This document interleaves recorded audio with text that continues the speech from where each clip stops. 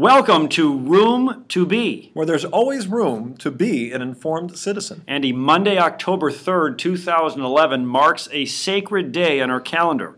In our Temple of Justice, our 9 Supreme Court justices are back to work. It's the first Monday of October, which always means that it's the first day the Supreme Court goes back to work. And this year, especially in a presidential election year, there are some big cases with some big political ramifications. Hard to imagine as a civics student today that it matters. Remember, Alexander Hamilton called it the least dangerous branch. But Andy, they are anything but the least dangerous branch today. Well, when the Supreme Court gave itself the power of judicial review in the case of Marbury versus Madison, it ensured that the Supreme Court and the judicial branch would be around to be reckoned with, as they can review the constitutionality of any federal laws, and increasingly, we saw the constitutionality of state laws. And let's not forget the impact played by the 14th Amendment's Due Process Clause and Equal Protection Clause. This has allowed the Supreme Court to selectively incorporate much of the Bill of Rights. And Andy, it means our Supreme Court becomes the nanny over just about everything that we do. And Andy, as we look at the cases in this term, 2011, 2012, the nanny will be busy. Well, one of those big state policies that the Supreme Court is going to review is the Arizona anti-illegal immigration law that allows law enforcement officers in Arizona to essentially track and ask about immigration status during law stops and essentially do the federal government's job of cracking down on immigration. Well, of course, this is a federalism case, and there will be other interesting federalism cases as well. As much as we see states as the laboratories of democracy, certain states are beginning to rewrite their affirmative action programs, and racial preferences will be treated differently.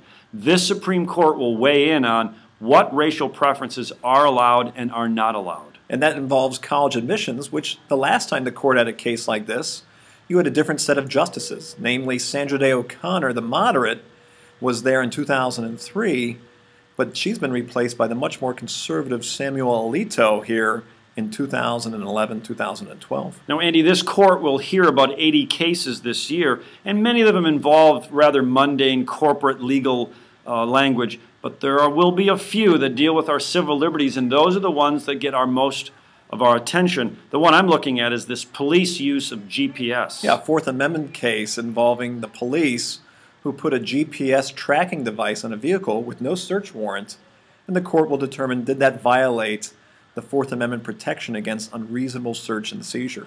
John Roberts, the Chief Justice, has been known for extending free speech, but just a couple of years ago they looked at the use of expletives on TV in a case involving the F word. They're going to revisit it. Apparently they're not done talking about it. But the big case that certainly could affect presidential politics, people will be watching to see if this Supreme Court accepts the case involving the constitutionality of national health care, otherwise known as Obamacare. Obamacare has gotten into the courts, and there are many courts that have ruled it to be unconstitutional, particularly the individual mandate, forcing individuals to buy health care insurance. Federal courts at the lower level have said, I'm not sure this is constitutional. Ultimately, it will require the Supreme Court of the United States to decide. And Andy, you're right. Will this court, in an upcoming presidential election year, take on Obamacare, which could make the difference in the election outcome?